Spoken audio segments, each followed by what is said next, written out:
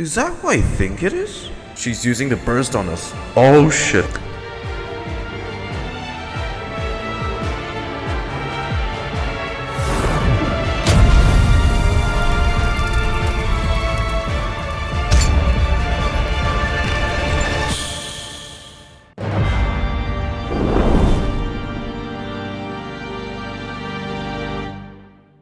Hey, this reaction is directly from Twitch, so follow me there if you want to join the fun. You may also know me from my previous channel, GoDog Chainsaw. You can also donate to me on Ko-Fi if you like my funny edits and reactions. Thank you, enjoy the video.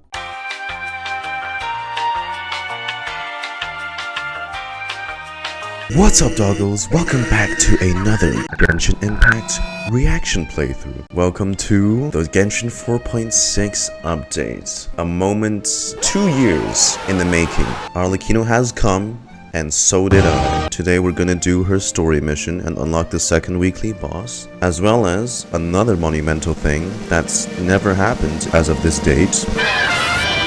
I've saved up a total of 440 pulls for this. This is the most I have ever saved up for anyone ever in the history of my account.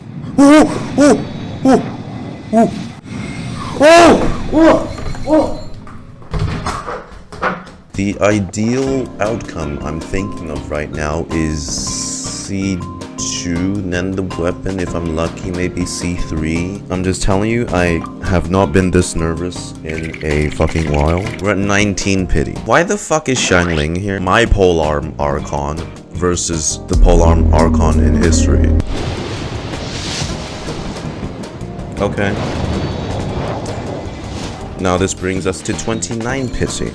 Hold on. I just realized I made a great mistake. I'm not at the wishing spot. I got so excited I forgot about that for a second. Oh.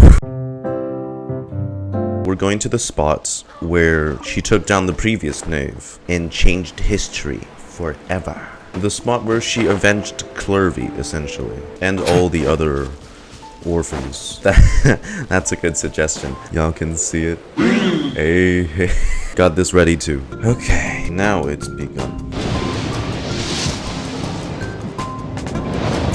Now we're at 39 pity. I'm gonna skip the 4-star ones. Hey, look, Lynette. 49. Shit. Oh, okay, that's a double. Come on, early. Please, 15. Fuck.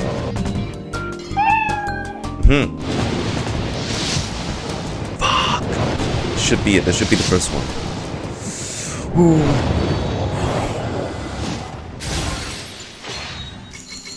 Are you 50-50? Yes, I'm 50-50. Okay, the polearm Archon has arrived, surely. I am the Knave, Arlecchino, fourth of the Fatui Harbingers. The children of the House of the Hearth call me Father. I do hope our partnership proves to be a pleasant one, although I would imagine that should be fairly easy. After all, there's no cause for contention between us at the moment. Wouldn't you agree? Hey, you can kill me any day. Fuck. That's C0 down. That brings me to the issue I want to bring up. Okay. This is just me. What I think, right? Locking something away, aesthetically, such as the scythe, is kind of not good. It feels a bit scummy to me. Like, there's no reason to do that because they gave Ito his entire club weapon without you needing to get his signature weapon, whilst the entire scythe look of her weapon is locked behind her signature. It's a signature effect. I don't like that. And I'm not a fan of that. Look, it may look cool, but big deal, you know? To lock it behind that? I don't know. And the fact that the weapon, right? The weapon, obviously, it's her best in slot, but the fact that it's not, like, crazy cracked or whatever, like usual signature 5-star weapons, it's literally them testing the waters to see if people would pull based purely off of drip. If the weapon banner does well, this is going to give them more incentive to lock future aesthetic things away in, say, the signature weapons. Could you imagine Navia without her gunbrella because you don't have her signature? The scythe looks amazing. I just don't like the restrictions. There's a much better way they could have executed it, but they chose to do this. So, okay. That's just my my complaint. That's my only issue with this. Buying a skin. You see, not everyone has the luxury of getting the signature. That's my point, right? And then a big part of how they marketed her in the first place is the look of the scythe. Fuck. I wouldn't have an issue with the weapon banner if they just adjusted the rates, because the rates right now is the weapon banner has always been a scam. Also, I forgot to count. We're almost halfway through with the polls already. 2 Shanglings? What the heck? Mr. Bear! I want to scream, but that's gonna wake everyone up, so... Came with the daughter too, so you know. It's good. C2 now. God, oh, they're making me go to like medium pity every time. Oof. C2, come on, please just...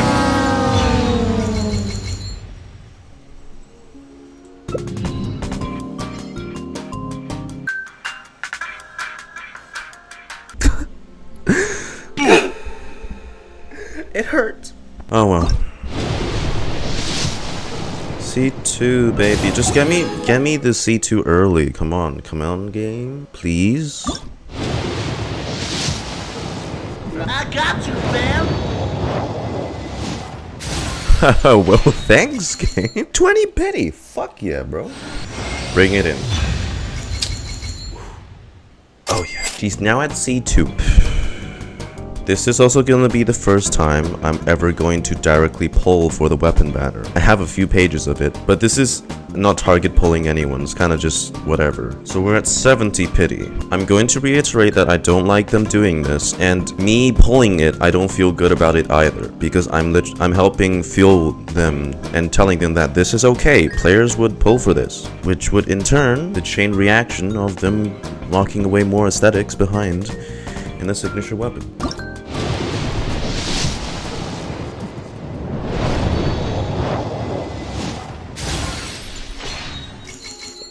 Let's see how terrible the weapon banner luck is, or how good it is. If I want to be optimistic, the weapon banner luck is great.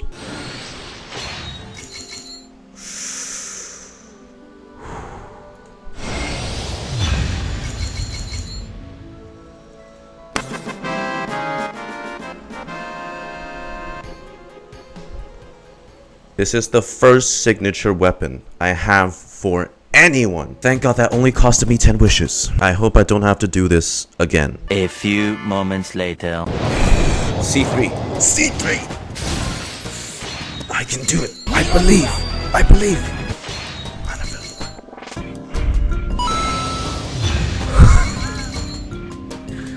Yes!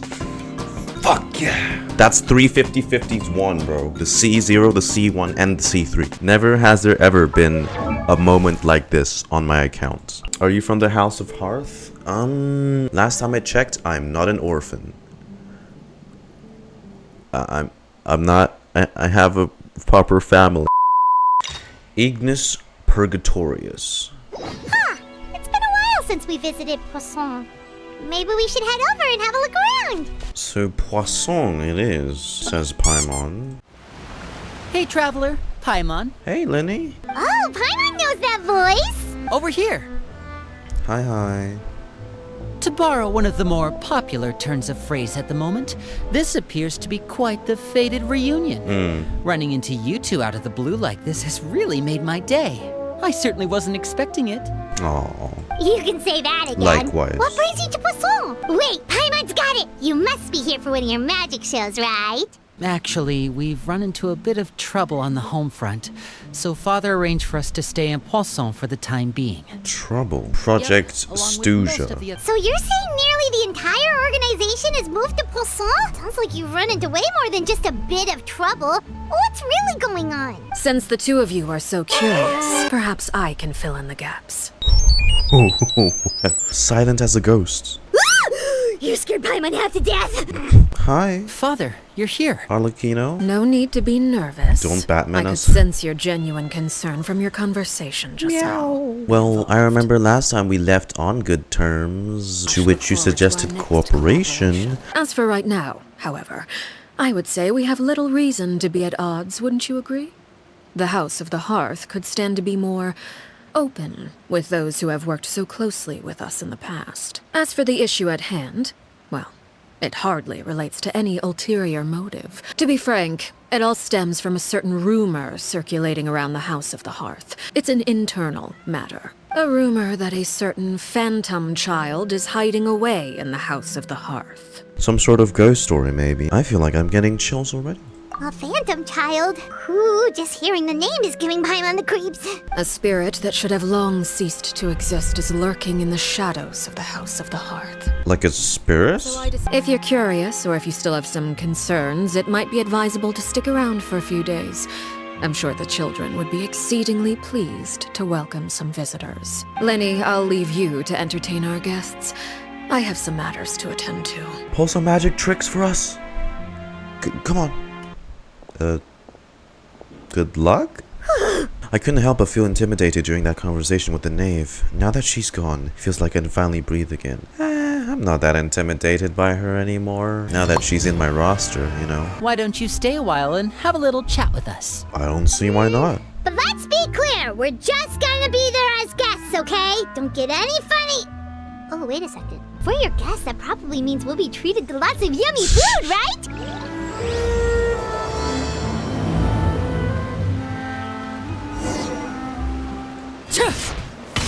We rented this house from one of the locals to use as a temporary base. I'll come back later and tidy up a bit. After that, it should be all ready for you to stay in tonight. That's nice. When I happened to run into you two earlier, I was actually in the middle of distributing some supplies. Okay, we'll come with. There are all sorts of rumors about your organization floating around out there. Paimon's not sure if she could even take a wild guess as to what's true and what's not. But now that we finally have the chance to see a day in the life of the house, we can take a good look at how you operate. Well, you're more than welcome to come along. Hey. Just follow me. Say less. House of the Hearth operations? Lyney! We're finally here. The supplies. I'm assuming you've... Brought them with me? Yep, here you go. Hello? Something caught your eye? It's the Traveler and Paimon! No way! Come here, everyone! Hurry! The Traveler and Paimon are here! Also, finally, this is what the proper reaction should be, by the way. We are worldwide celebs. Tevat-wide celebs. One at a time, please. Don't crowd around them all at once. We don't want to scare off our guests now, do we? Oh, it's alright! Gotta say, Paimon didn't realize we were this famous. Paimon, we saved Fontaine, like... She says that every time. How is that surprising? Father told us about how you helped Lyney. According to her, you're a trustworthy friend. And as far as she's concerned, that's pretty much the highest compliment we've ever heard her give. As you can imagine, everyone's been very curious about you. I heard the Traveler is so strong that she can move a mountain with her bare hands. Yeah. I heard Paimon eats so much that she can clean out the entire pantry at Hotel de Boer in just 3 days. Oh yeah, that's definitely true. Wait a second! That's the rumor you heard about Paimon? Oh, not cool at all! Mine's also a bit of a stretch. Oh, wait. When guests visit, you're supposed to give them gifts and stuff, right? Oh, you guys don't have to. Oh, we don't need something like that. Besides, we Unless don't it's have anything Primo we can do. Gems. I can give you some of my new potions. Just pick your poison. And by that, I mean medicine or actual poison. I've got both. Or maybe Shaplo can teach you guys about stealth. He's super good at it. He's never been caught. Ah, now that's not a bad idea. I usually Assassination. prefer to fight head on, but it never hurts to expand your bag of tricks, right? When it comes to eliminating your enemies, Well. staying quiet can go a long way. Trust me, I would know. Or just, brute force it, fucking nuval it. You don't have to be stealthy if they're all dead. I was poisoned not too long ago, and I'm still dealing with the after effects. So I'm not quite as good as I was before, but I can still give you some pointers. By who? Wait. When you said gifts, Paimon didn't think you meant poison. and stealth tactics. But those are the best things we can give you. You don't like them? It's alright. Ooh, how about this? I can take the Tell me the poison. name of someone who really annoys you, and we'll teach him a lesson for you. As in, make them disappear 6 feet under. Not like I'm dying to get someone killed right now. I think that's enough suggestions for now. When it comes to being a good host, it's the thought that counts. You don't need a physical gift to make our guests happy. Yeah, In fact, pestering them with suggestion after suggestion might make them more annoyed than anything. I would say your enthusiasm has certainly gotten across. Absolutely. We definitely feel the love. Well, we'll talk to you all later. We've still got supplies to distribute. Lyney, about all that poison and stealth tactics talk just now. Scared you, did it? That kind of talk comes with being part of the House of the Hearth. I've seen worse. It's alright. When Foltz was really young, he strangled all of his family pets, just out of curiosity. He was labeled a dangerous problem child and was abandoned by his family. With him looking like that? He's better now, right? After he's been taken under the Hearth's wing. Elwar has an unnatural obsession with potions. Father has forbidden her from trying all the different concoctions she comes up with, but she still tries to test them in secret. You really have to keep an eye on that one. Chaplot is around my age. While I'm mainly responsible for collecting intelligence, he handles surveillance. He's very passionate about his work and has no reservations about taking on some very difficult missions. Does he also have a backstory that I need to be concerned about? Things like stealth tactics and developing different poisons. It's They all their really mean a lot to expertise, them. right? They were just trying to share the best of what they could offer. That's all. Filial, supplies are here. Thanks. And who are these two? Outsiders? Allow me to introduce you. This is the Traveler and Paimon. You're the famous duo I've been hearing so much about. It's nice to meet you. I heard you've traveled to all sorts of places. Is that true? Yeah. Oh, good for you. You must be pretty familiar with Fontaine by now then. Have you seen the new opera that started running recently? I think it's called The 4,000 Thieves? Oh, and there's The Blind Maiden, too. That one is supposed to have audience interaction. Seems pretty interesting. As you spend some time talking about popular culture, the audience will become more After this relaxed. mission is over, I think I'll go get a manicure. Oh, maybe I should dye my hair. Wonder how much it'll cost. Is it just Paimon, or do these two seem much easier to get along with than the others? Looks like the House of the Hearth has some normal members after all. I heard that. I'm guessing you're referring to Foltz and the others? Yeah.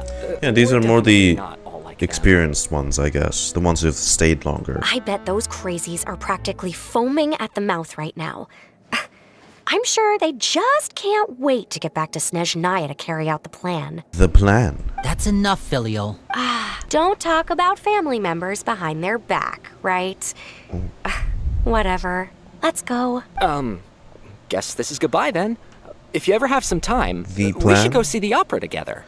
Sure, yeah. Well, that's it for the supplies. We should probably head back as well. So, what do you think of the members you've met so far? They've certainly got a lot of personality. Well, Father is always encouraging us to be strong-willed and independent. So if there's one thing we've got, it's people who aren't afraid to speak their mind. Then let's head out and... Freminet? What are you doing here? Yo-ho. Well, Freminet, nice to see you again! you too. I heard you're here as guests of House of the Hearth. Welcome. Nice to see you too. We were just going to make some food. Why don't you come along? I could use some help in the kitchen, and I seem to remember you mentioning you wanted to make seafood soup for the Traveler and Paimon. Hey, the kids are just a bit quirky. Yeah, quirky kids always strangle their pets to death, right? Were you looking for something just now, Freminet? Maybe I can help. Some food and water. And some clean cloth, if possible. No Okay. problem. Give me a second here. Food, water... Wait a minute. What do you need all of those for? You're not on any missions as far as I'm aware, and you were just going to come eat with us. Oh. So what's this all about? He talked about Lyney to Freminet talked about someone that Freminet hid away. The Phantom Child? I thought I'd grab an extra portion. Nope. Because I get hungry at night. Could be because I'm growing, you know? And... You know, that's not possible because everyone in Genshin has a fixed height model. You guys don't age. Freminet. And, yeah, by the way, he's your brother. He can tell when you're lying. You remember what I told you? You're not like me. Your lying skills still need some work. This is the first time I've seen that kind of look on your face. Whatever happened, does it have something to do with Father? Yes, just follow me. The Phantom Child.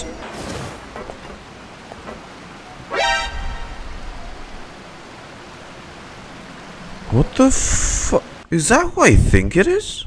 But how is she? She's dead. Clervie's dead. What are you, a ley line manifestation?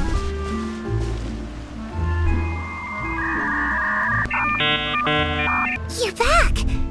Oh, and you've brought some friends with you this time. Hello, my name's Lyney. Ah, they wouldn't know. This goes way back, before them. Hi, Lyney.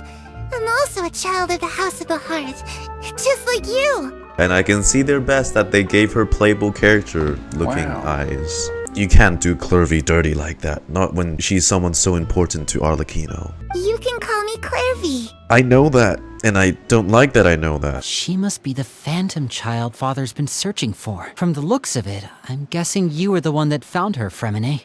You, haven't told Father, have you? No, I haven't told anyone. I've just been keeping her hidden. I love how keeping her hidden is literally just hiding her behind the boat.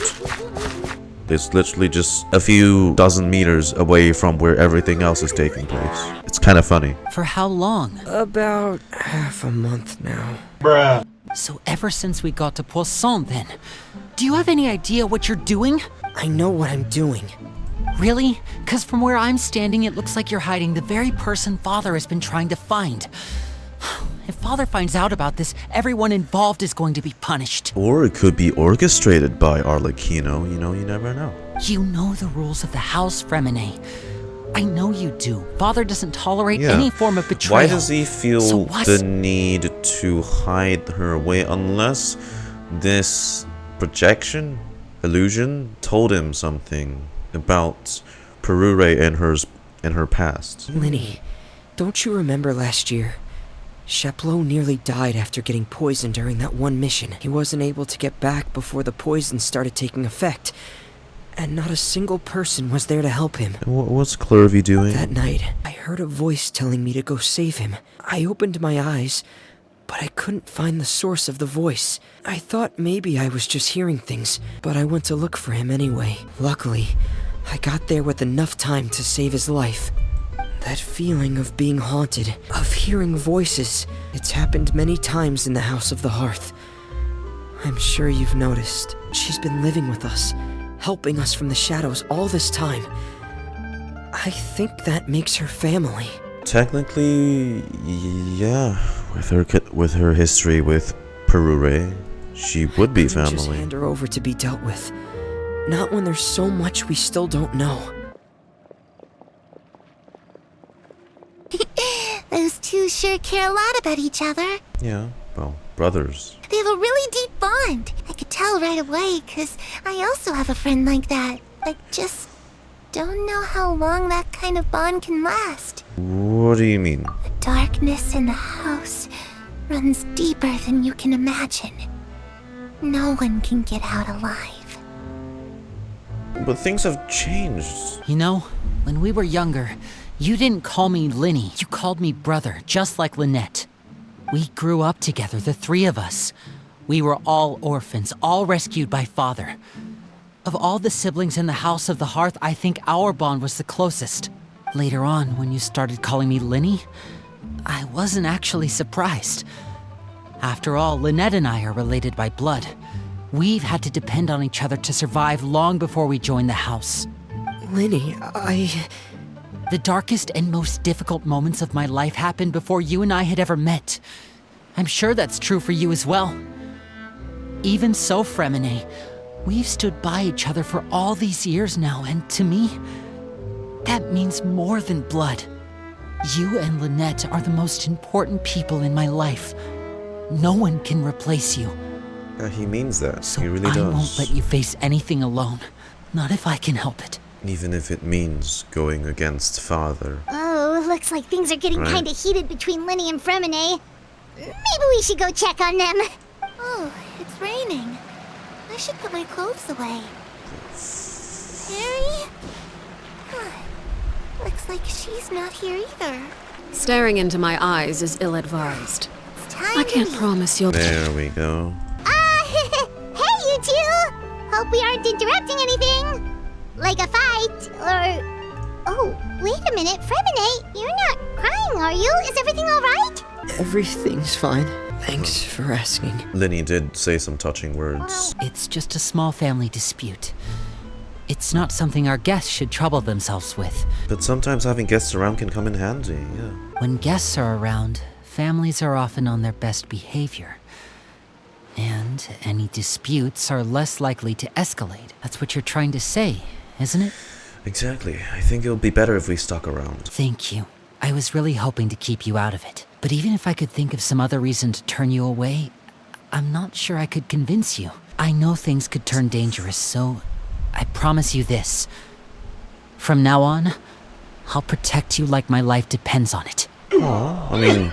Back to the matter at hand, then. If we don't plan on handing Clervie over to Father, then our only other option is to solve the mystery of her identity before Father is able to track her down. Because Father will recognize her the moment she sees her. Is it gonna be easy with her fading in and out of existence constantly? I tried taking her somewhere really far away, but after some time, she just reappeared. She even came with us all the way to Poisson. It seems like wherever the house is, she follows.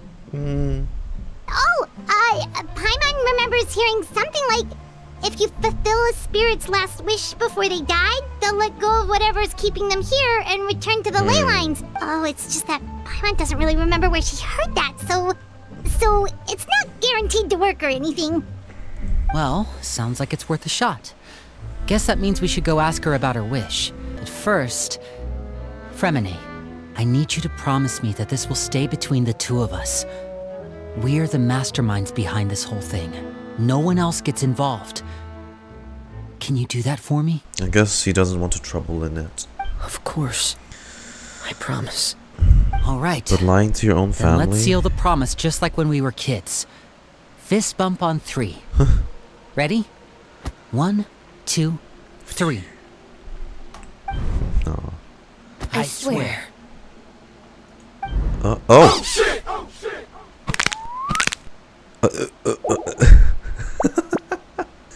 Lynette jumpscare! Cat jumpscare! I was gonna say, yeah, you know what? It's fair. Lynette doesn't need to be troubled with this. She probably has her own troubles, own concerns. No! Bro fist. Whoa! Okay, you can stop holding that fist out now. But what a surprise! What brings you here, dear sister? She's already heard everything, and she's not happy that you guys kept her out of it. And, when exactly did you get here?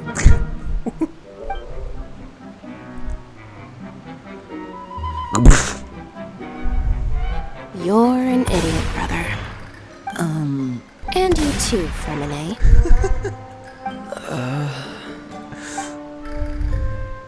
You 3, Traveler. Okay. And you 4, Paimon. Fine, I'll...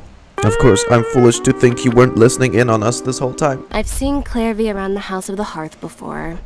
I hadn't seen her in Poisson, so I figured she must not have come with us. But it turns out, you were just hiding her. I heard you talking about your plan. Rather than steering clear of the situation, I'd rather fully join in. There you have it. If you don't agree, I'll have no choice but to report everything back to Father. Simple as that. Ah, blackmail. Well, I guess we're all in this together then. After we talk to Clervie, we'll figure out our next move. I'm full. Thank you for bringing me this food, you guys. She said she's full, but the food doesn't look like it's even been touched. Well, she's a spirit. She can't actually eat. Does she know that she has already passed away? I've tried to ask her, but she didn't answer. My guess is that she's just as confused as we are. Or maybe she couldn't understand the question at all. Clervie, how did you join the House of the Hearth? Like everyone else. Huh? Isn't it the same for everybody? The Knave brings you here and then you can't leave. It's just that your name, it's not on the roster. And I've never seen you before. Not on this roster. The people in charge, they're not as nice as they look. They say they keep a roster, but it's not complete. There are a lot of people who aren't on it, and never will be. Those who don't make In it. this house, some people are family, and other people are just test subjects. Those kinds of people aren't ever going to get a place on the roster, unless it's the roster of people who've been executed. Wait, does that mean the Knave... She... No, I mean, not anymore. Is there anyone that can vouch for you? Perry, she's my best friend. She's the only one I trust in this place. Have either of you heard of that name before? No. Me neither. Maybe we should try a different approach. Clervie, do you have a wish? Just imagine. It's your birthday, you're blowing out the candles, and your wish is...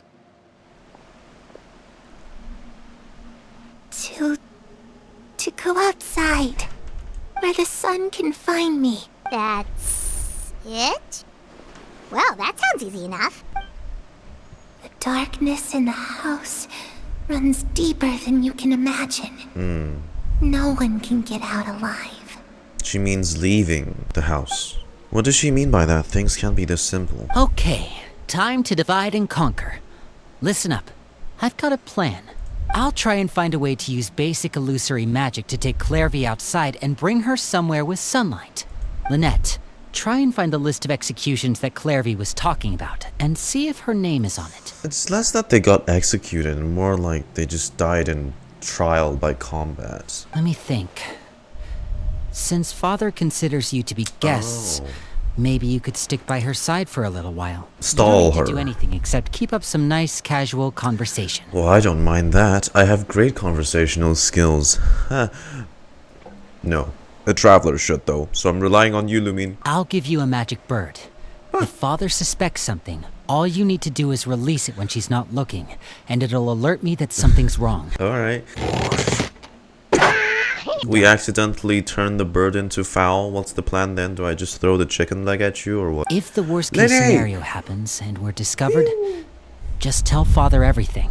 We're not going to let our guests get punished for our own actions. That's where we draw the line. Be careful. You too. This is where we part. Father should be at the beach nearby.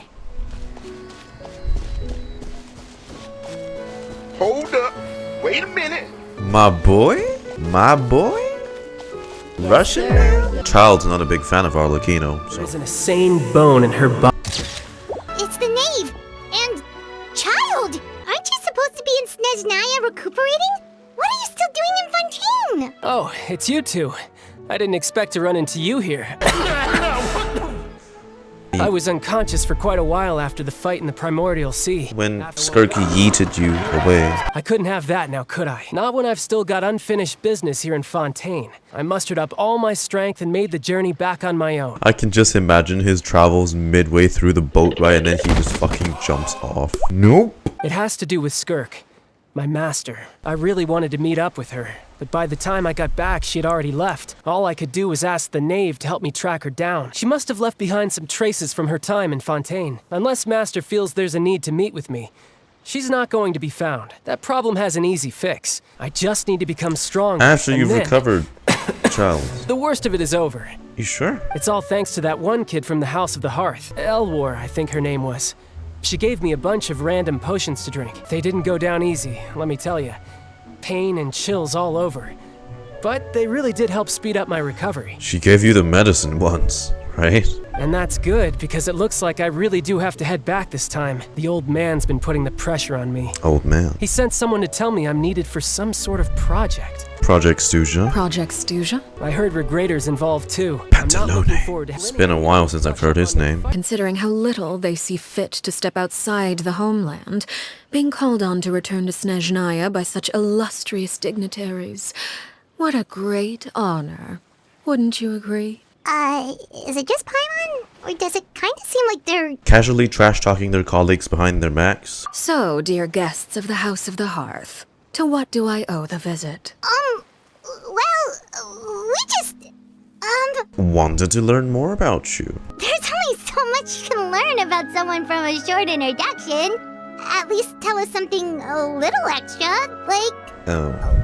why do you call yourself father? We know that. That's not a light story.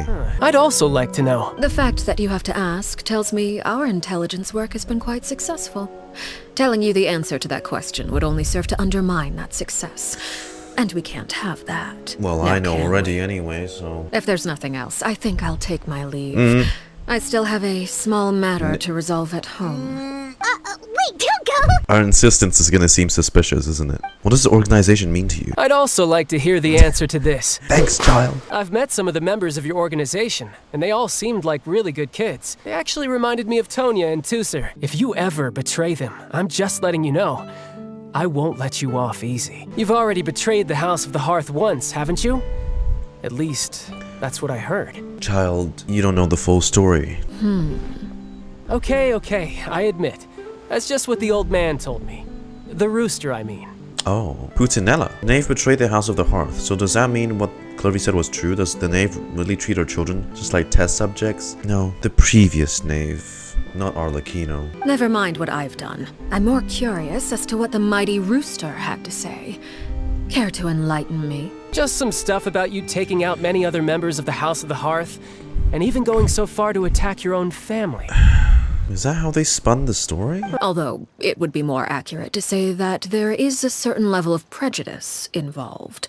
But I don't intend to clear that up just yet. Prejudice has a funny way of concealing the real truth behind certain things. An attribute that I find to be quite advantageous. And she's being very vague about it as well. Call yourself a Fontainian, for example, and people will assume all sorts of things, when the real truth is that this is simply the land where I was raised. Huh? You're not actually from Fontaine? But then why did you try to help out with the prophecy and everything? I was trying to protect the children born in Fontaine. Claiming that I myself was a Fontainian simply made it easier to operate. People would hardly suspect a fellow And here I thought she was French. The primordial sea wouldn't have any effect on me, but it would have caused great harm to the House of the Hearth. Well, you wanted extra information, didn't you? There you go. I hope that satisfied your curiosity. So much for learning anything else about her betrayal. She probably only revealed the other's secret in order to change the subject. It seems she's trying to avoid talking about her past. I heard that members always resolve disputes and arguments with a friendly spar, and the loser has to back down. Seems pretty cool if you ask me. Would also give them plenty of opportunities to hone their skills. Well, He's that's gonna be only a picking recent fights left and right. In the past, such spars weren't nearly so friendly. The losing party would lose everything, including their life. I'm a bit jealous, actually. You've got so many family members around you, and you even get to live with them. Having a lot of family around means dealing with a considerable amount of bickering and scheming. Once Tonya and Tusser enter their rebellious phase, I'm sure you'll understand. Just imagine. Tusser becomes obsessed with plucking out strands from the rooster's mustache, while Tonya decides to dye her hair 42 different colors. The second one isn't as bad, but the first one, as the conversation shifts to the topic of Tonya and Tusser, Childe begins to share the story. It's the type of conversation that you would have leaving and falling asleep, but you find it grateful that Childe would play. Bro! Well, I'm off. See you all some other time. We should probably get going too. Do you want to head back with us? Oh? You want me to leave so soon? I'm rather enjoying the evening breeze. If you don't mind, I think I'll stick around for a bit. Could we stick around with you? I have some things to think about. Apologies for not attending to you like a proper host. Please forgive this slight. I do hope you'll have a pleasant stay. That should be enough time for... Oh my god. Oh? You decided to stay a little longer? Let's take in the ocean view together then. Alright, say less. You see the cool Fontaine breeze, the Fontainian ocean, how the sun sets over the horizon. Man, shut your bitch! Lyney, how did everything go? Well, long story short, we ran into a small issue. Clervie can't go into the sunlight. Everything was fine at first. She followed me up to the surface just like I told her. But as I led her out of the shadows and into the sunlight, she vanished. I turned around and there she was, standing at the edge of the shadows, silently watching me. No good, huh? Stepping into the sunlight's more of a metaphor. It's not literal. How did it go with you, Lynette? Good. I've got the list. It's right here. Oh. Landor, La Pouillade, Chambel. Oh, yikes. That Aurore guy has a huge scar on his face. He's kinda giving Paimon the creeps. Ah, I've met him before. The scar is from an injury he received during a mission. I still remember him joking with me about it. He said any future lover would take one look at him and then lose all interest. It was only later that I learned he really did have someone he liked. He risked everything to escape so he could be with her, but it didn't work. One day, Father asked to see him, and, well, I never saw him again after that. The house is probably somewhere that doesn't allow for that kind of relations and sees them as a distraction. A solemn atmosphere descends over the group as you look through list names. Her name's not here, huh?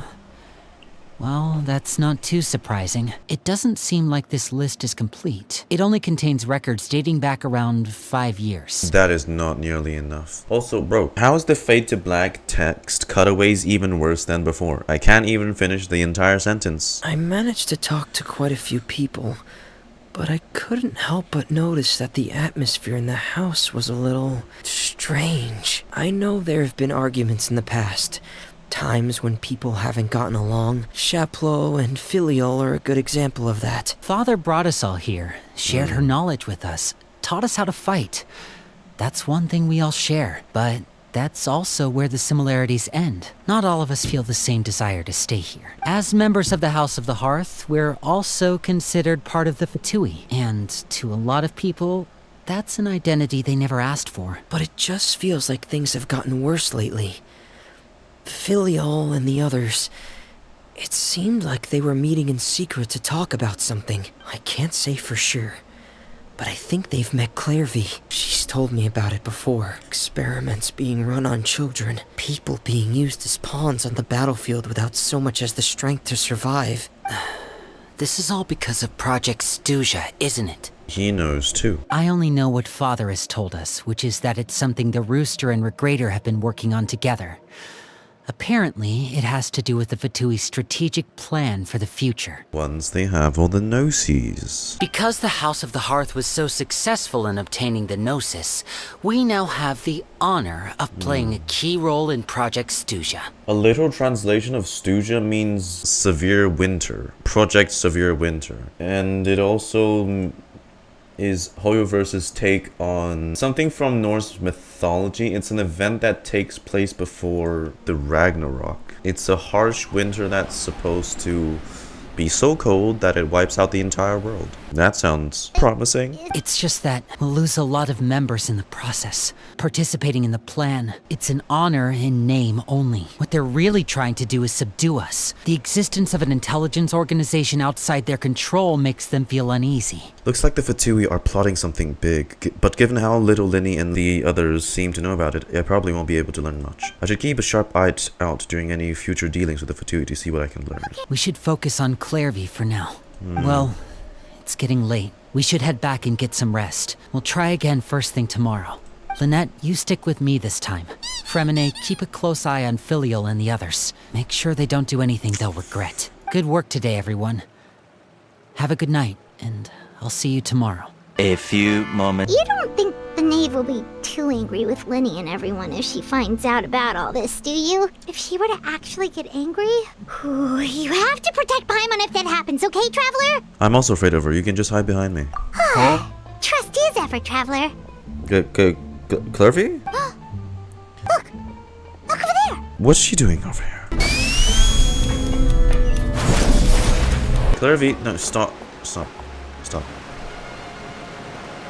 Right, she can go outside because it's the nighttime. I opened the window while no one was looking. Yeah, but don't go outside. Look how pretty the outside is. You probably think I'm being silly, huh? All this hopeless resisting. It's better to dream of what I could have than try to make it a reality, right? Everyone in this family is nothing more than a tool. Something to be used and exploited. We're all expendable. Including me. Again, these are memories from in the previous Knave. Of course you would think that. As long as you're useful, you get to stick around. Lose your value. You're handed over to the doctor. Experimented on, given a fate worse than death. I've seen it happen again and again.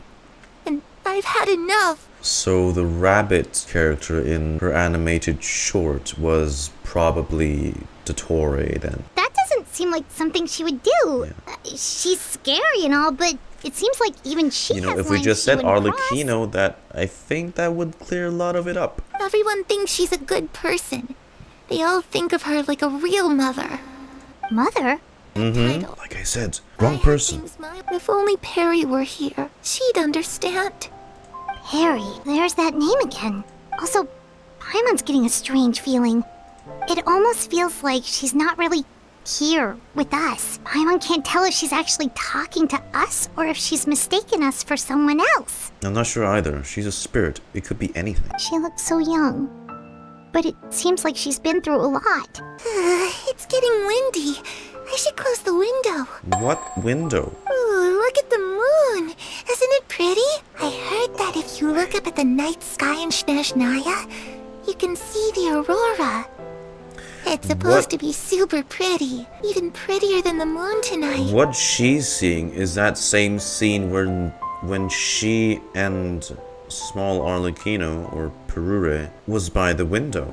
It's that scene. Or just maybe it's not that specific event. Just any time that they've sat by the window. Perry and I promised each other that once we're older, we're gonna go see it together.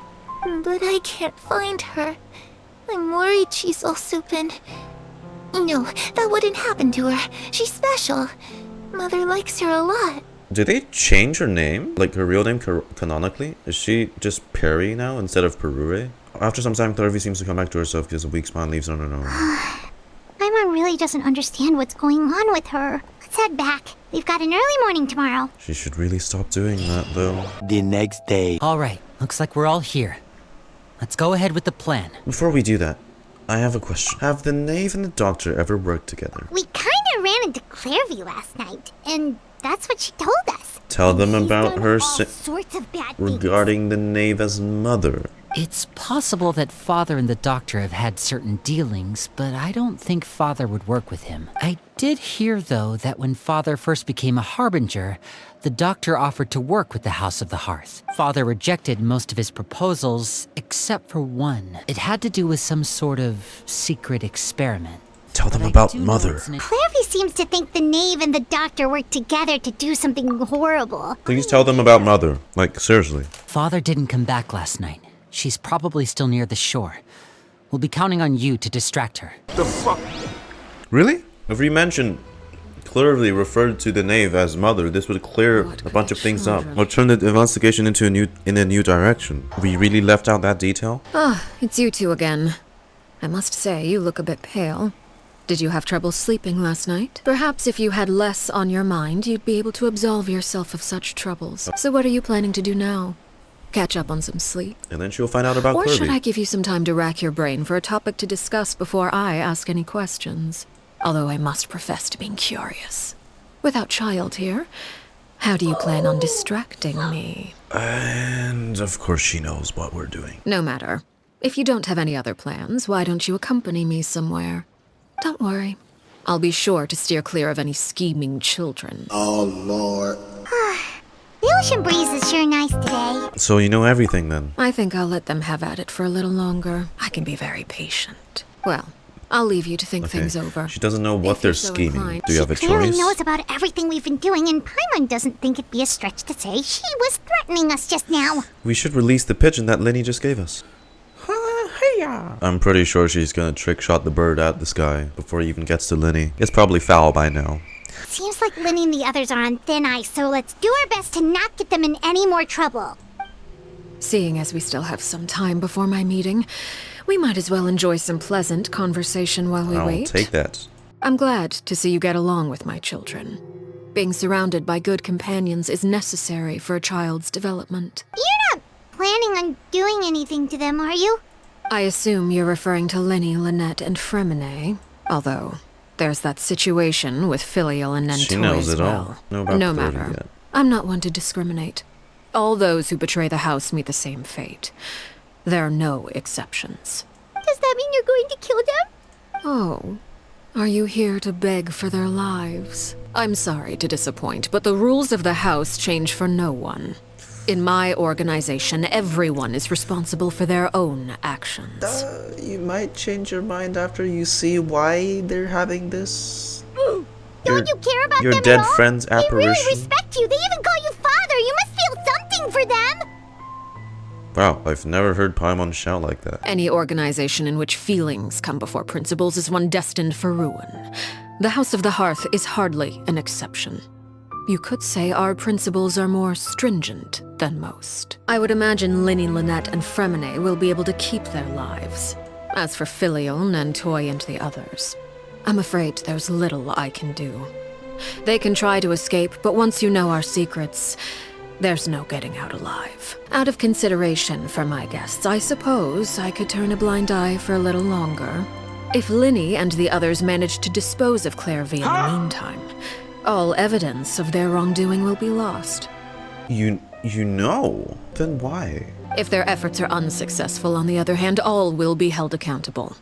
And the punishment will be severe. It's a deal then. We'll hold you to it.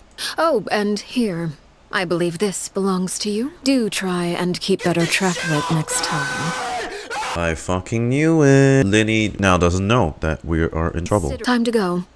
Looks like we wrapped things up just in time. How are you?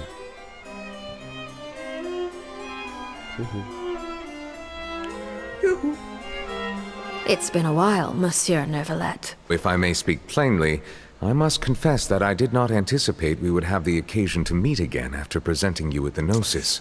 Same, to be honest. I see you brought the Traveler and Paimon with you as well.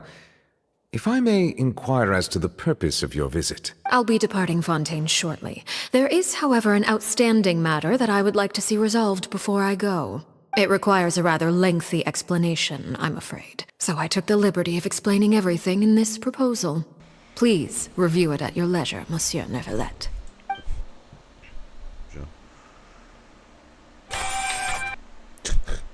Paimon acting like as if she's sitting. Oh, so, déjà vu. We've been in this place before. I understand your request. However, at the risk of causing offense, I must admit that I fail to see why you would wish for such a thing. I heard you have a certain fondness for water tasting, Monsieur Neuvillette. So allow me to use water as an analogy. A family is like a large body of water with countless rivers flowing in and out. As someone who watches over this system, I would hope that each river that flows from the source will eventually reach the ocean. Of course, objectively speaking, I know this is impossible. Most of the rivers will dry up along the way, disappearing into the ground and leaving nothing but a barren riverbed behind. Why? Not all rivers are destined to reach the ocean, but I would not see their existence rendered meaningless. I believe the water that flows within them is simply meant for a different destination, like a field in need of irrigation. Or perhaps the glass of a certain water-tasting enthusiast. Did you get any of that, Traveler? Your words paint an optimistic picture indeed. Allow me to remind you, however, few among us are willing to sip from a glass filled with tainted water.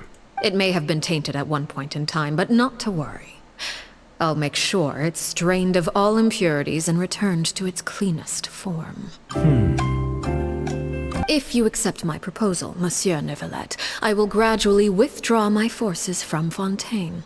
And, unless absolutely necessary, I will no longer carry out any special missions within Fontaine. I presume I can take your words to mean that, in the future, cases similar to the Tartuffe assassination will cease to cross my desk? Ah, that thief who embezzled funds from all those charities, you mean? My deepest condolences to his family, but without any evidence, I cannot imagine how the House of the Hearth might have been involved in his passing. The guy from the teaser. Deserved. You choose your words carefully indeed. In that case, I am inclined to accept your proposal. My thanks for your generosity, Monsieur Neuvillette. Well, with that settled, we should be going now. I took the liberty of bringing along 2 bottles of spring water from Snezhnaya for you to enjoy. You didn't even sip your tea. I trust you would not overlook your commitment in the meantime.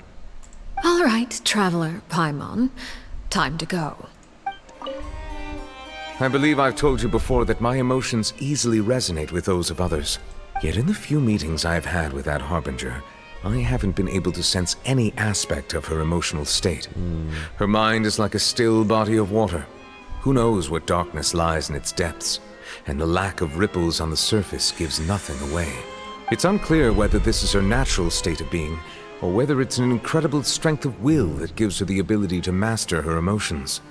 Either scenario, however, suggests she is a very dangerous individual. One less weakness people can exploit. Emotion.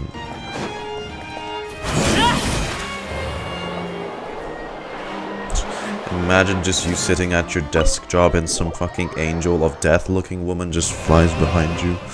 What the fuck? Monsieur Neuvillette gets all kinds of guests these days. Lyney, Paimon really hopes everything's going okay. The Knave may seem relaxed, but she didn't seem to be joking earlier when she said those who betray the organization must pay with their lives. I think she's serious about punishing those kids. Should we stop her? No, there's something else we should figure out first. Mother. While we were talking in front of the Palais Marmonia, she mentioned Clervie's name. Does that mean she knew where Clervie was the entire time? Maybe she even anticipated how Lyney and the others were going to act.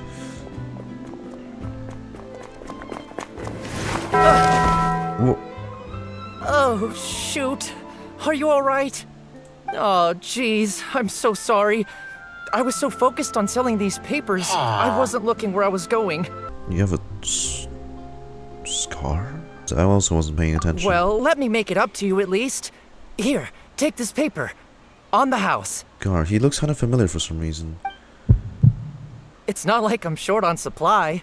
Was he? All the extras will be useless come tomorrow anyway. Was he one of the figures in the execution list? I haven't had many takers today, so I'm still swimming in papers.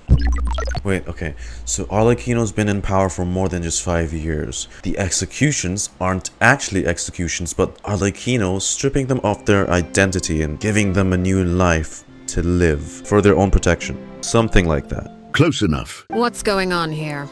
Nothing much. I just ran into your friend here on accident. I should probably get going, actually, so... You see the reaction? He started being nervous the moment the Knave showed up. That identity is dead. They're just another person now. Hold on. I'll take 3 papers. Oh. Here. Your payment. Okay. Oh, thank you for your patronage. May the Archons bless you with good fortune. If only I had the chance to run into such generous customers every day. I should probably just take on a smaller inventory though, right? I'm getting married soon, so sometimes it's hard to not get ahead of myself. Anyway, I should head out.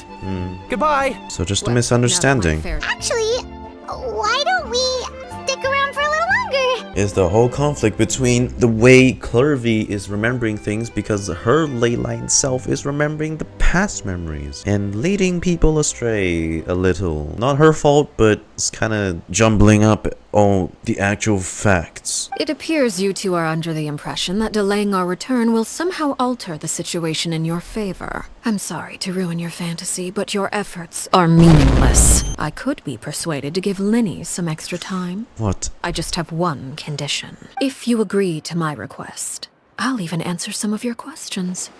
You're quite curious about Clervie, are you not? And my relationship to her. Actually, that I know already, but the Traveler doesn't know. Your one condition, let's hear it. Wonderful. Here it is. When the time comes, make the choice that you deem most appropriate in the situation, and lend your help to the House of the Hearth. Huh. Okay, sounds normal enough. What do you mean, when the time comes? When is that supposed to be? When we have to fight you. That is for you to decide. We accept your condition. Then we have a deal. Follow me. That was worded vaguely on purpose. Since when did you meet Kafka? Yeah, and you know what? It did sound like, when you make a choice, make one you won't regret. Oh, of course. Wait a sec.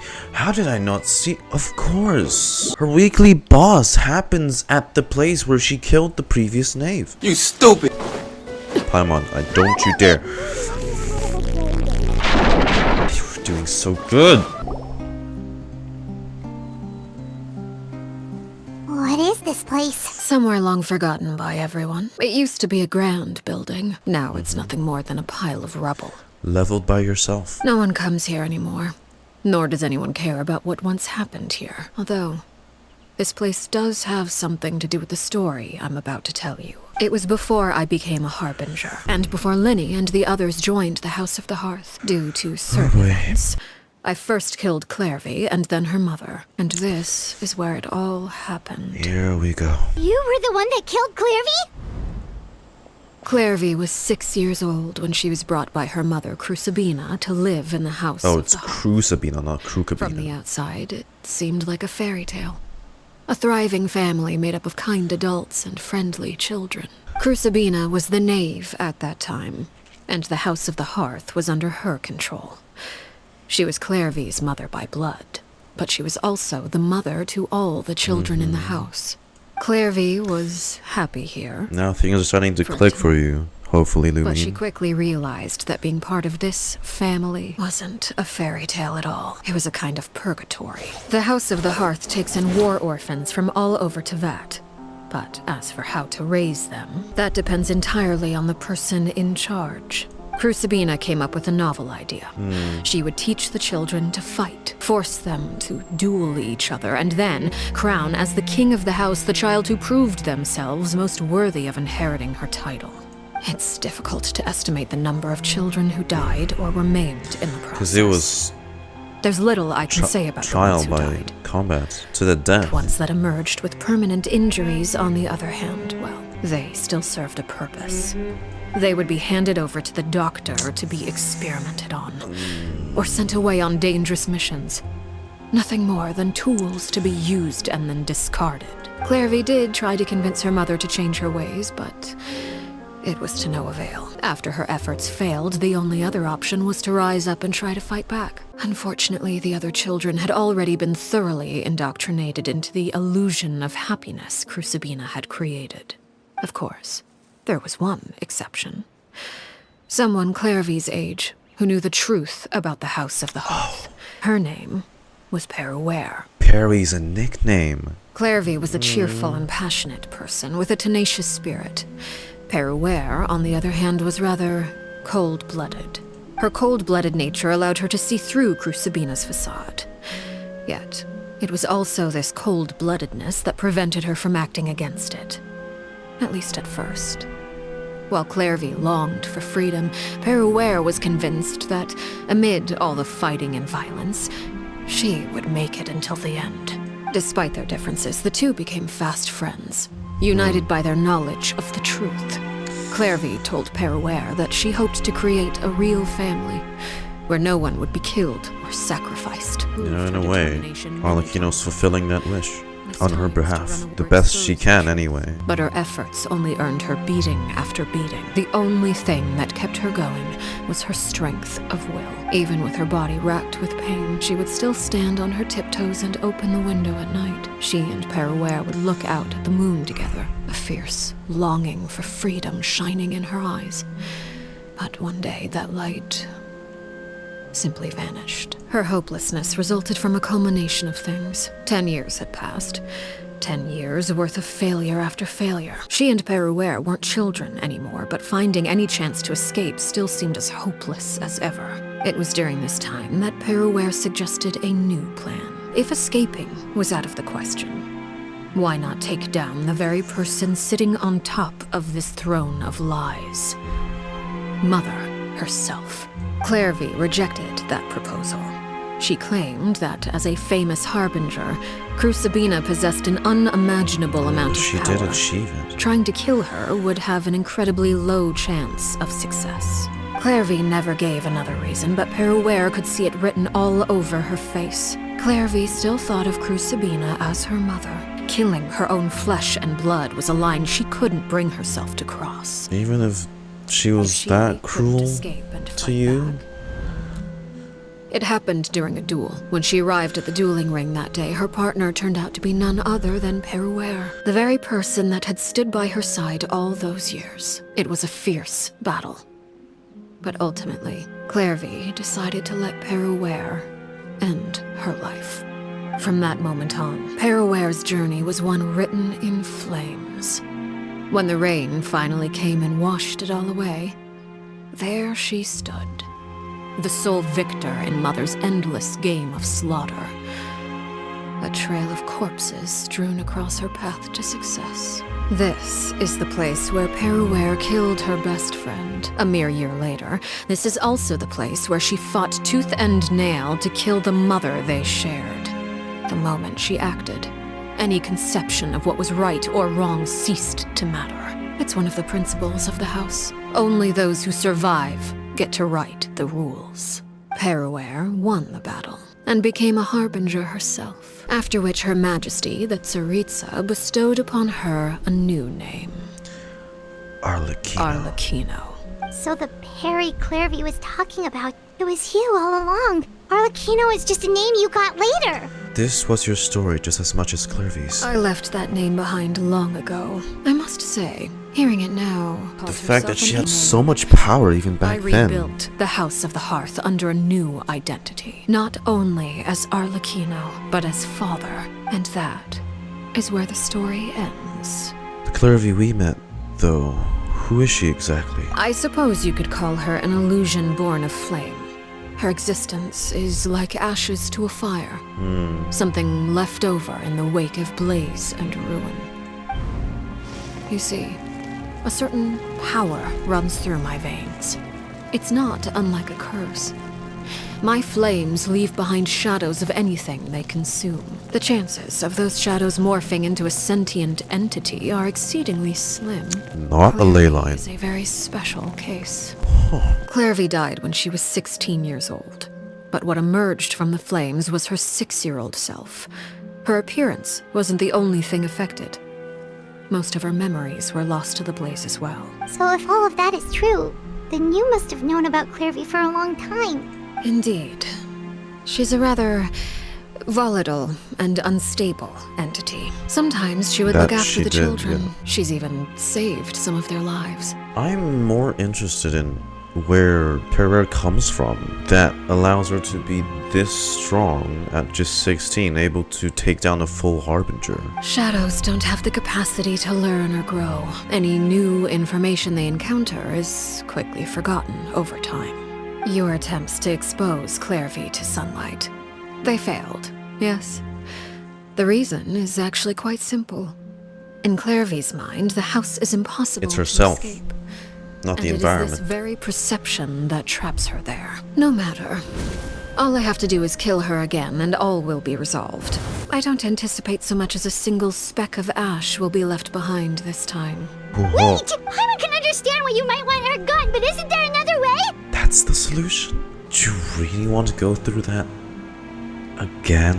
So what if she's trapped in her 6-year-old self? She's still your friend! At least talk to her first! Again, I have never heard Paimon this emotional. It's too late for that. It that. Actually sounds She convincing. broke the rules, and now she must be punished. That goes for Filial and Nentoy as well. She's had quite the effect on them. I hope you understand. The difference between Crucibina and myself lies in our formulation of the rules, not our policy for enforcing them. I know that if you give the rules without question is a trait we both share. Because that is how a household should be run. I know, like, going against it is... making exceptions and all that stuff kind of slowly deteriorates the whole system, but still... Wait a minute! Is this really what you want to do? Anyway. Whatever could you mean? Don't you want to say a proper goodbye at least? Or explain why you're about to do that. She will clearly recognize you, no matter if you look like this or if you were just 6 years old again. Whether as a killer or as a father, there are two things that must be avoided at all costs: anger and sorrow. Anger makes you impulsive. Sorrow causes you to waver. You're not letting them exploit your weakness. It appears it's about time to proceed. Before we arrived, I told some of my well-behaved children to bring our troublemakers here by nightfall. I do believe I've kept my end of the deal. I gave your friends quite a bit more time. As for what happens now, we'll just have to wait and see. But Lyney, all three of them are quite skilled. What do you... Here they are, Father. They're all here. Oh, and there's Clervie too. You gonna execute him? Seeing something like that would actually be a first for me. Of course he sounds enthusiastic, the one who strangled the pets. I'm sorry. I heard about how you helped buy us more time, but I still failed. I couldn't find a way to fulfill her wish. Huh? You see her, don't you? Are you... Perry? Indeed, it's been a while, Clervie. Perry! She's so much... Stay right there. I'm sorry to postpone our reunion, but first I believe certain scores need settling. Father, let me explain. Out of my way. Father! Oh, if the belt you mean is a goddamn pyro scythe, then yes! You chose to conceal a threat to the house. And for that, you must be punished. Fultz, why don't you share what you heard? Yes, Father. Secret midnight meeting number 3. Participants: Filial, Nantoy, Sato, Toddy. Nantoy clearly said, "If only Father wasn't the one who took us in." Sato added, "I'm sick of this life. I just want to live as a normal person." Filial was the worst of them all. She called us crazies and said a bunch of mean things about Father. I did not! You're lying! Fultz is trying to frame us. It's not like I'm the only one who heard those things. After that, you and Toddy and a bunch of other people started talking about Clervie. You were using all those things Clervie brought up as an excuse to question Father. We're birds locked in a cage.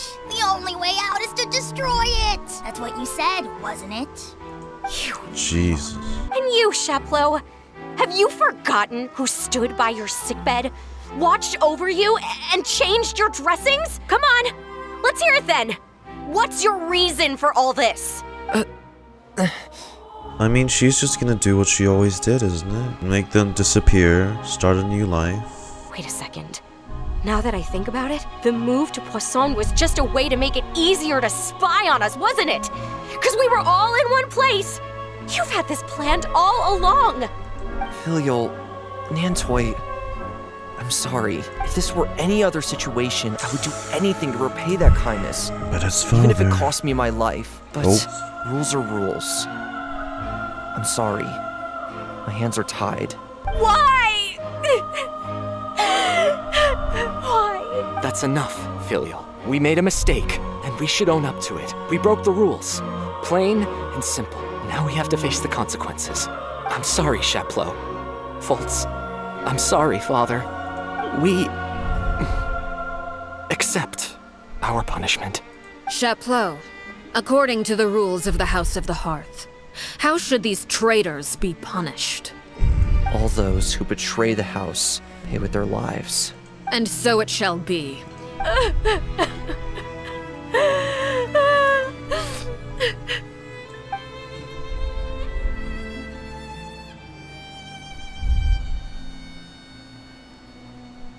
Father, please wait! Please reconsider, Father. What Filial and the others did, does it really count as betrayal? We all come from broken families. From the very first day we joined the House of the Hearth, we wanted nothing more than to make it a real home. But the truth is, none of us know what a real home should look like. I'm not saying I have all the answers. All I know is this. Killing Filial and the others may uphold the rules, but doing so will only bring us further away from being a real family than we've ever been. So please, Father, please reconsider. I agree with Lyney. Father, please. And this is how it's going to lead I also agree with Lyney. to the confrontation. An order once given cannot be rescinded. However, given the extent of your determination, I suppose we shall have to go about this a different way. Draw your weapons and face me. Here we go. Our weapons? Father, are you referring to a duel? Precisely. The rules of the house will not be altered. Traitors must be punished. However, resolving disputes with a duel is also one of our rules, one that also applies to me. Demonstrate a sufficient showing of strength, and I shall offer a concession. Wait, Bede. Father in a duel? Impossible. Father is way too strong, even for Lyney. Someone who took down a Harbinger when they're just 16. But he's determined.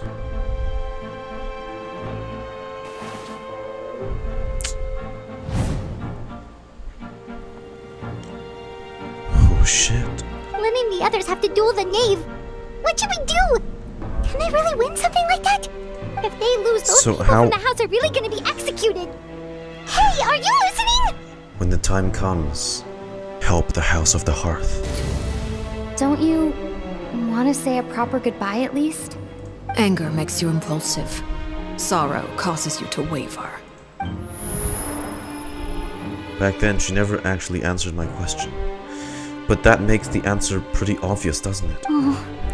Looking at that expression on her face, she seems really serious about this. There's no way the Knave will lose on purpose, although... When guests are around, families are often on their best behavior. Any disputes are less likely to escalate.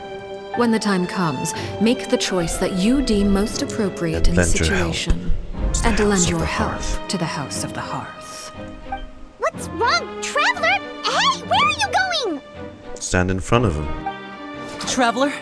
I'd like to see for myself what the fourth of the Fatui Harbingers can do. You're asking to join the duel against the Knave? If that's okay. I'll allow it.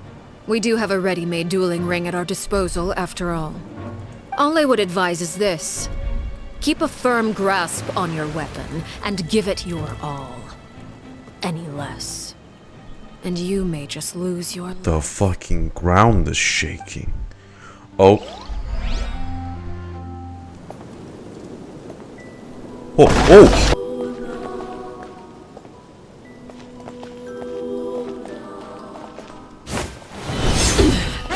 Pitiful. Spare your energy.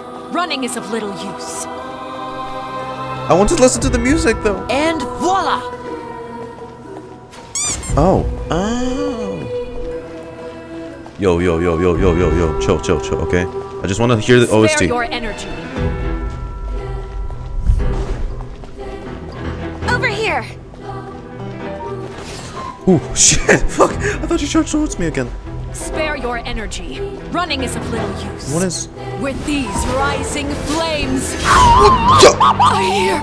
Who's next? Children singing. I was like, what's that?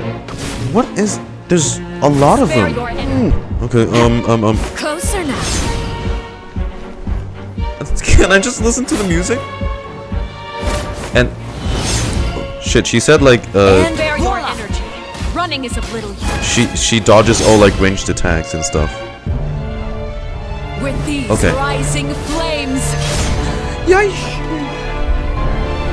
Okay. Oh god. Oh fuck. Take it easy, quietly now. Now that's Teamwork more like is dreamwork. Are you alright? Here comes the catch. Okay. And then charge attack. Oh god. She can't heal without the thing. Running is of little use. The countdown has begun. Have a taste of Clervie. I have to draw my blade. Then... Ooh. Shit. Overruled. Then I can't heal her unless she has the fucking... Everybody stand back. Is it my turn now? Into the wind. Watch out for Father's movements.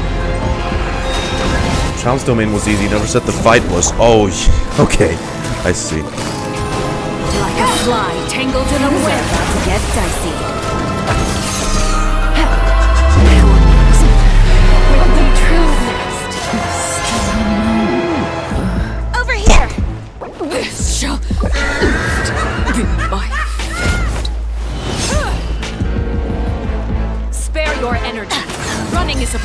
Fuck! Oh shit. Oh shit. Okay. Okay.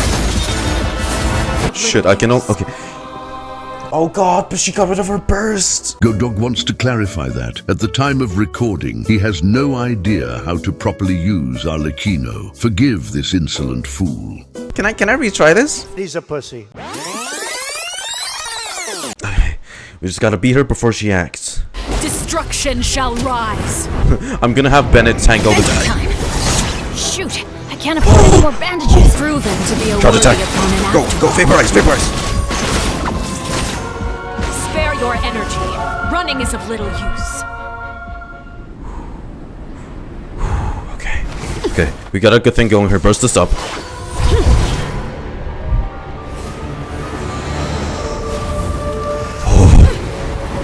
Oh, here it is.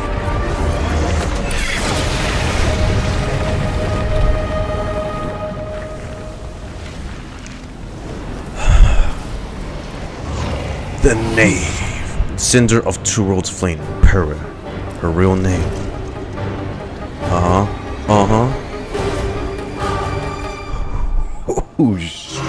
I'm fucked. Who's next?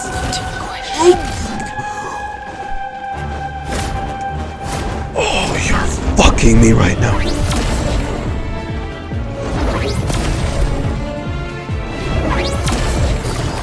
I'm gonna have to buy time. Busted. Now's our chance. Oh shit. Oh shit. Oh shit. Oh shit. Oh shit. Oh shit. And she can't heal from anything. Oh. Your punishment made manifest. Okay. Watch out for father's movements! Look out! Shit. I'm gonna have to have Bennett. Here. Here comes the catch. Gotcha. Quietly now. Until Arlecchino's thing charges, I can't swap back to her. I just can't. The sun and moon have set. Over here. Oh shit. All hope is extinguished. Jesus fucking Christ. Oh, Peter pockets. Peter pockets. Peter pockets. Take it easy. That's gonna hurt in the morning. But this is good. This is good. Watch out for father's movements! Look out! This is what a challenging fight looks like. Birds come! Time to go.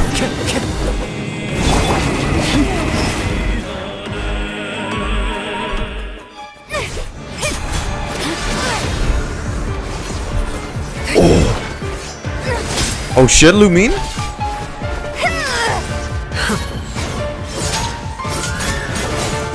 She sliced the arrow in half? In the middle. You should know better than to crowd in one place. She's purposely weakening that. She can slice through that claymore like it's nothing.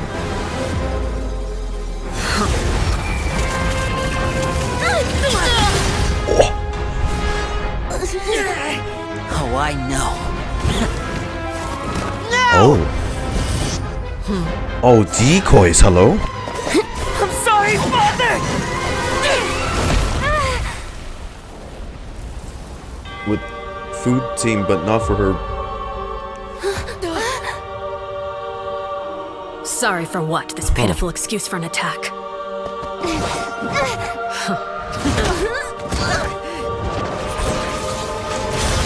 I just need more ER on her, that's the thing. Oh, shit. Then I can start like a proper rotation.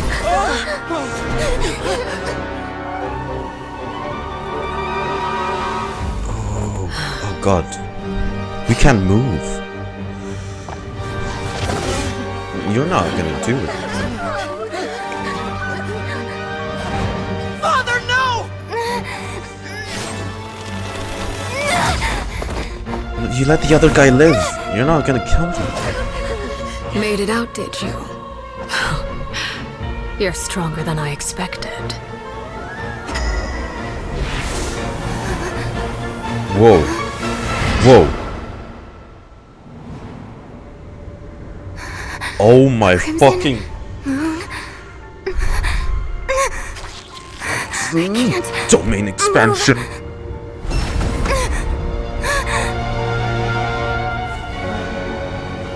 She's using the burst on us. Oh shit. Huh. Still, not strong enough to beat me. Oh fuck, are we...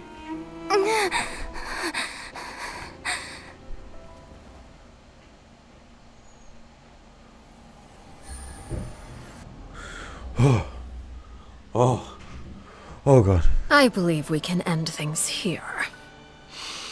It's not often that we get to enjoy the company of guests, after all. We wouldn't want things to get too out of hand.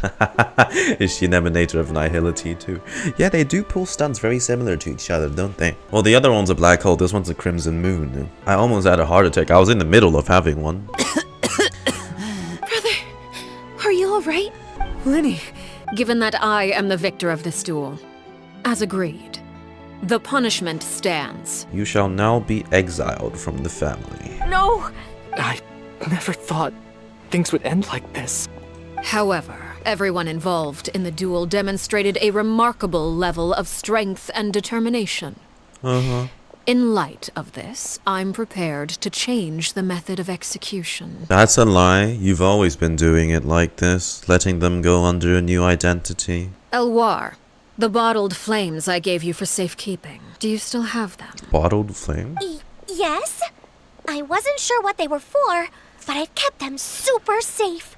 I didn't lose a single one. Wonderful. In just a moment, I'll have you administer them. They're the product of a secret experiment.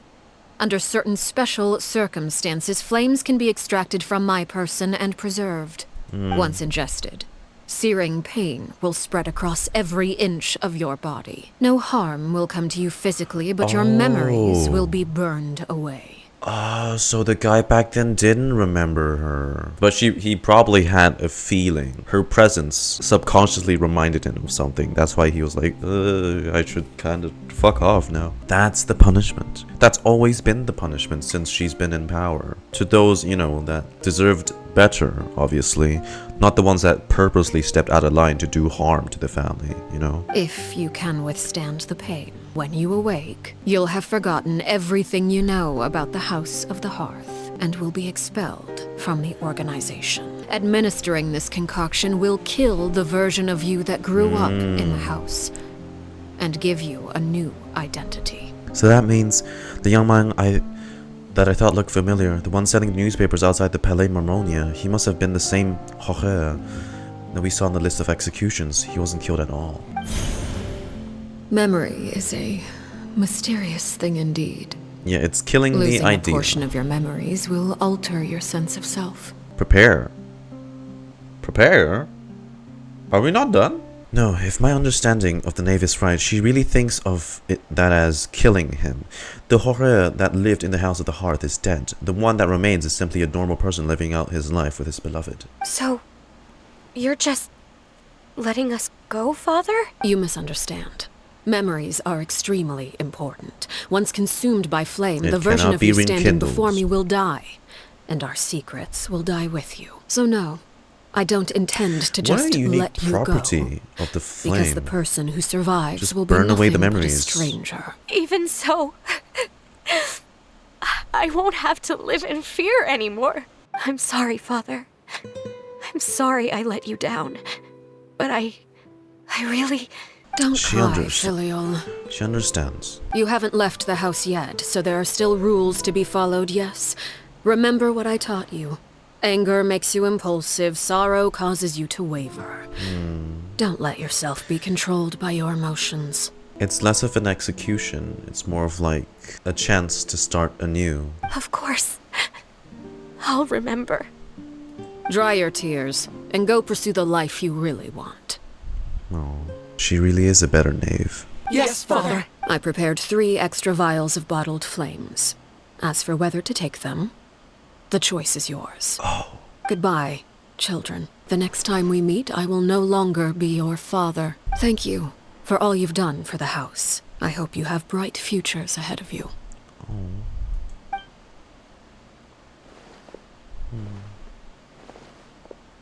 That's So, that's really sad. Father! Let's go.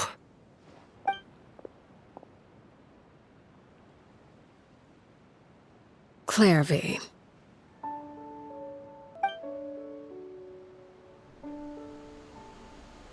Can we talk now? I've been waiting for a super long time. You really are Perry, aren't you? I haven't seen you in so long. How come you're all grown up?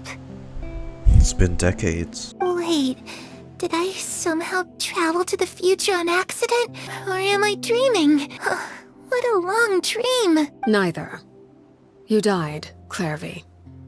That's what happened. You could have at least sugarcoated it a little. Look, she's so speechless. If this really is Clervie's younger self, then I would say she's probably had enough lies. Oh. Okay then. Huh? That's it? You accepted it just like that? Yep. If that's what Perry says happened, then I believe her. Perry wouldn't lie to me.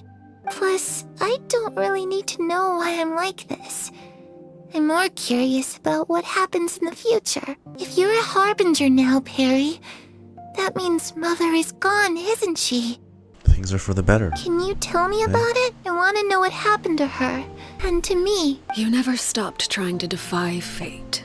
At first, no one believed you. You could only vent your frustrations to the moon. In fact, you often sought comfort in the night sky.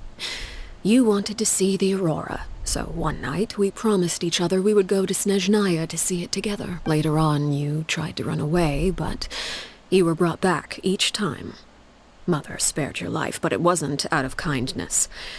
Instead, she decided to make an example of you by slowly torturing you over time. That way, the other children would know what happens to traitors. Still, you never gave up. Mother hoped that through ruthless duel after ruthless duel, she would be able to crown an ultimate victor among the children she raised. But you called on everyone to unite, to fight to a draw in order to reduce casualties. Your efforts may have only delayed the inevitable, but still. You gave them hope. You tried everything you could think of, but every attempt ended in failure.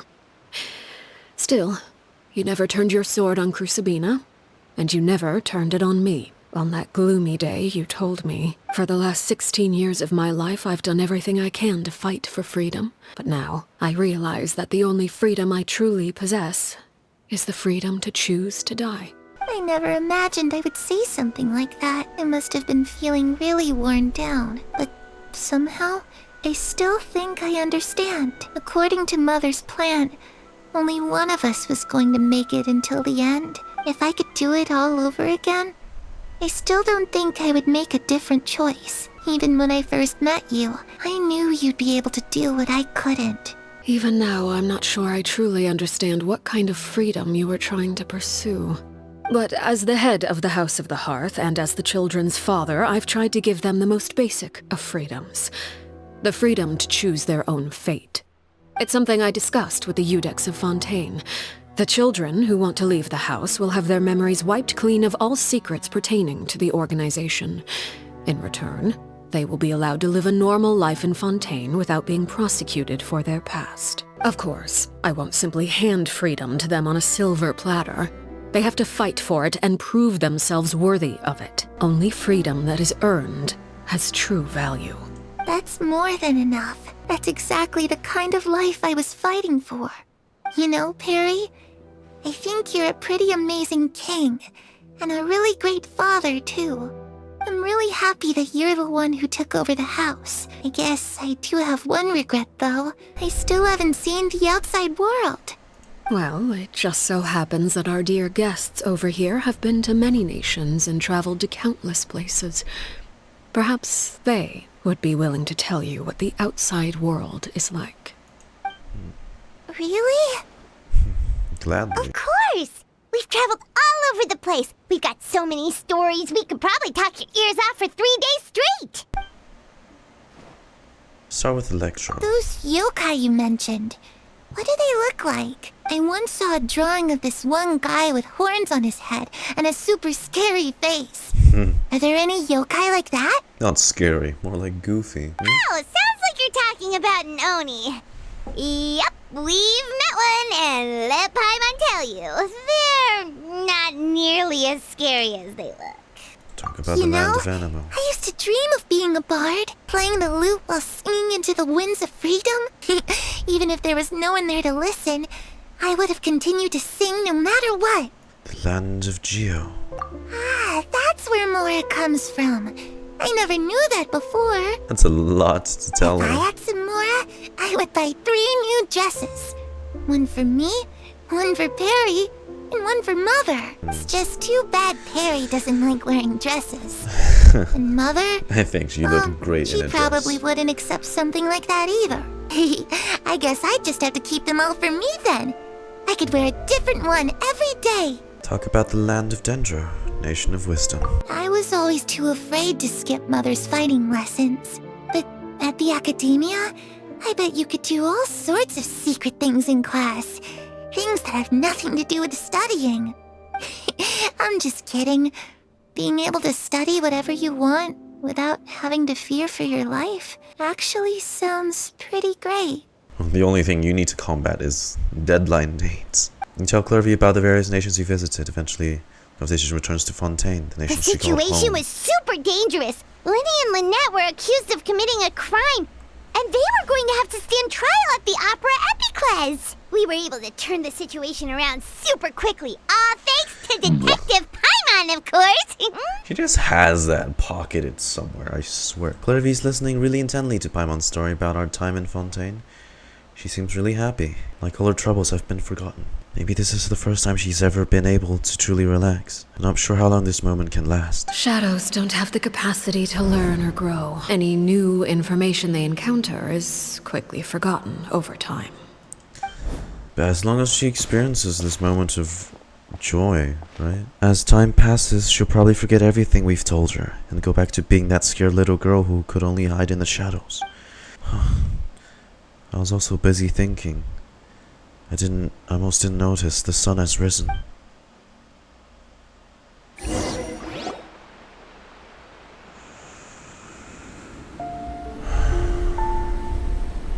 Clervie, you've worked tirelessly from the shadows to overthrow the House of the Hearth.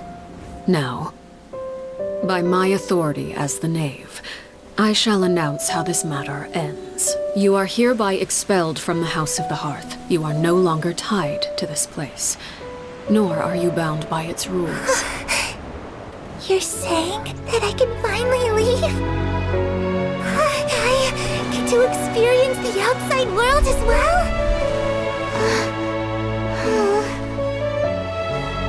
Oh, I almost forgot. There's no getting older for me. Still, seeing who you grew up to be makes me really happy, Peruere. Take care of yourself. Goodbye. May we meet again someday.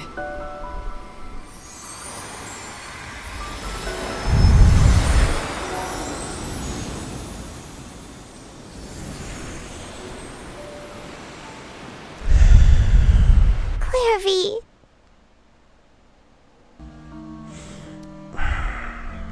I almost fucking teared up again. I swear, is there more? She left so soon. Paimon didn't even get to finish her story. I also have certain sentiments left unsaid.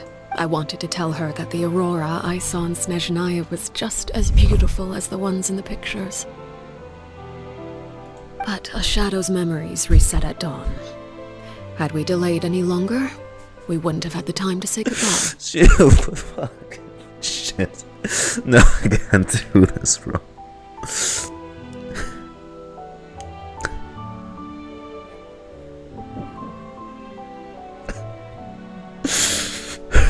Shit.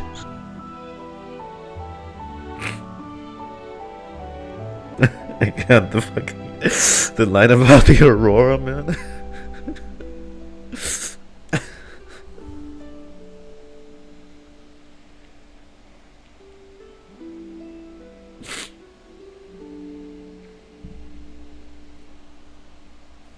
Dude, this fucking game, dude. Fuck me.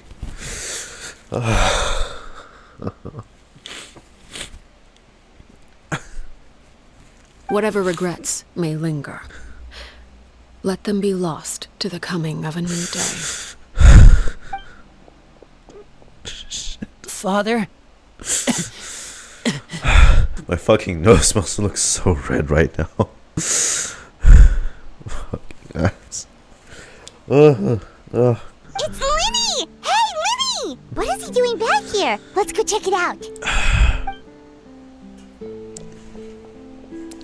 This shit is still not dried up.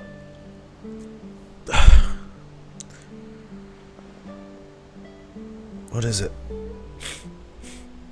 Father, the bottled flames have been administered. Filial and the others have left the house. Are you guys going to take it, though? And you? What have you decided? To stay by you? Is that it? Thank you for giving us that choice, Father. Yeah. But we never wanted to leave the house. It's the only home we've ever known. Lynette and Freminet feel the same way. They're recuperating back at the Hotel Bouffe d'été, but I decided to come back and tell you where we stood. I'm sure you're well aware of the expectations I have for you. I want you to follow in my footsteps and become the next king of the house. Yet you seem to have different ideas, I must admit. I'm rather surprised by your decision to stay. There's nothing wrong with choosing to live a quiet life. Leading this organization is a heavy responsibility. One not so easily carried by someone forced onto the throne. I just never understood what you saw in me. What made you believe I was deserving of that throne. You're brave, talented, and, most importantly, you cherish your family. You would do anything to protect them, even if it costs you your life. Speaking up back there was so brave of you, Lyney. It's all thanks to you that we were able to convince Father to back down. You're a hero, Lyney. Hero? Father is the real hero. Had Father gone all out during the duel, there's no way I would have walked away with my life. She held back. She must have had it all planned from the beginning. From the very moment she suggested a duel. You can't tell me she can't just cut right through Freminet's claymore. It's the bell, for God's sake. I'm not deserving of that title. I'm not strong enough or smart enough. Have a bit more faith in yourself. You're wrong. In my opinion, all you Listen need to be Dad. deserving of the throne is conviction Listen and the to Daddy. necessary strength to act on it. We may have different ideas of what it means to be a family, but you can hardly be said to lack conviction. What you truly lack is strength. For someone of your talent, though, that's something that will come with time. Even without that strength, you still chose to face me in a duel, even though the odds were stacked against you. That capacity to honor your convictions is what I truly see in you. Father. No one knows what the future holds, what tragedy or triumph may be in store. Being at the head of this organization requires the strength of will to face whatever comes. Caution will only hold you back. If reaching a certain standard were required to go after what you want, I would never have succeeded in killing my predecessor. Back then, there was still a considerable gap between our abilities. Strength may decide the ultimate victor, but those who let a lack of strength dictate their decisions or undermine their convictions will never be worthy of the throne. I understand, Father. Thank you. Children must grow up to surpass their parents. Only then can a family continue to flourish. The road ahead is not an easy one. So I'll ask you one last time. Are you certain you want to stay? Lynette, Freminet. You've done so much for me, Father. And that kindness must be repaid. Plus, with Project Stuja at hand, there are many dangers ahead. And I, for one, don't intend to back down. I'm so concerned about what that project is going to accomplish, my family but at all costs. That's my conviction. At present, our imperative is to use their plan to our advantage. In doing so, a crimson moon shall rise amid the frigid blizzards of winter. No demonstration of loyalty shall go unrewarded, and no sacrifice shall be there's a lot of new custom animations they've cooked up for like dialogue actions and all that stuff. That's cool. As for the two of you, whether we meet again as friend or foe, I'll remember the camaraderie we shared in this moment. No matter how arduous the journey ahead, I hope we both reach our desired destination. Wait until... Of course, they can't go one quest without making me do this. What is it with their obsession and 2 days later? Every time it's wait 2 days later. Wait 2 days later. Ohio. Lynette? Freminet? How are you feeling? Much better. Whew, what a relief. What about you? Are you feeling alright? There's no need to worry. I'm right as rain. I knew you'd come out unscathed. Us, on the other hand, well, we've been bedridden for 2 days. I couldn't even turn over. Yeah, you're at the front of it, actually. Lyney and the other members have left Poisson and returned to the House of the Hearth. According to him, there haven't been any more sightings of a spirit roaming the house. We bid her farewell under a blanket of sunlight. Her wish has been fulfilled. I see. I'm glad.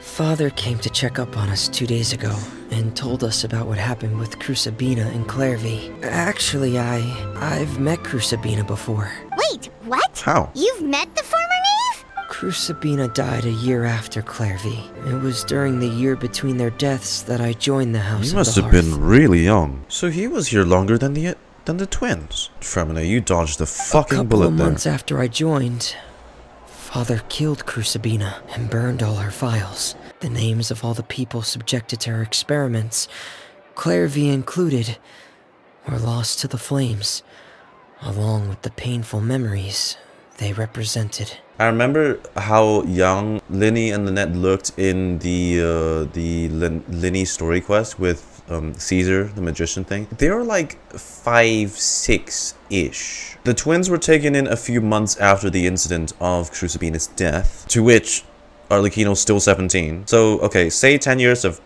passed. So Arlecchino's almost nearing her 30s? She's much younger than I thought. Okay, I guess it makes sense now that I've actually thought it out. Father rarely brings up the fact that she saved us. She doesn't believe that being indebted to her should be what ties us together. But even if we didn't owe her anything, we would still choose to stay, because this is our home. So I wanted to say thank you for helping us make it through this crisis. Without your help, we could have lost a lot more along the way. Just invite us back as guests and we'll call it even. Of course. You're welcome anytime. Are Filio and Toy okay? I actually saw them at a cafe this morning. They didn't recognize me. They already moved on. From what I could tell, they were drinking coffee and talking about one of the operas that started running recently. They seemed happy. Well, just like when we first met them. If I had to take a guess, I would say they finally found the kind of life they always wished for. None of them remember us.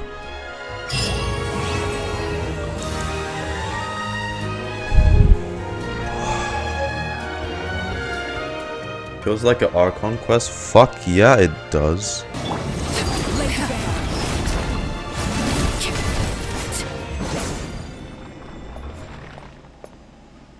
Oh, she doesn't die. Holy mackerel. That was Arlecchino's Act 1 story quest, which unlocks the next weekly boss. Which, holy hell, was a lot better than I expected. My prediction of her whole combat, her trial, her weekly boss being a trial is pretty much right. It's a test. It's a test to prove a point. And in the end, convince the children that she's better. Arlecchino has much better intentions than Crucibina ever did. And she also got to meet Clervie one final time as a remnant of fire that she created accidentally herself. But we have really yet to learn about Arlecchino's origins, which is the whole teased in the storybook of Perinheri, the Crimson Moon and all that. Maybe building up to something. I'm pretty sure they'll go back to it, but it's just not, we're not there yet. This story quest was more focused on strengthening the family of the Hearth as a whole. Thank you those on YouTube for watching. Let me know what you guys thought about it down in the comments. Did you cry like I did? and how you think about Arlecchino or whatever moving forwards. Lore, whatever, feel free to leave them down. Till next time, I'll see you guys in the next episode. Bye bye.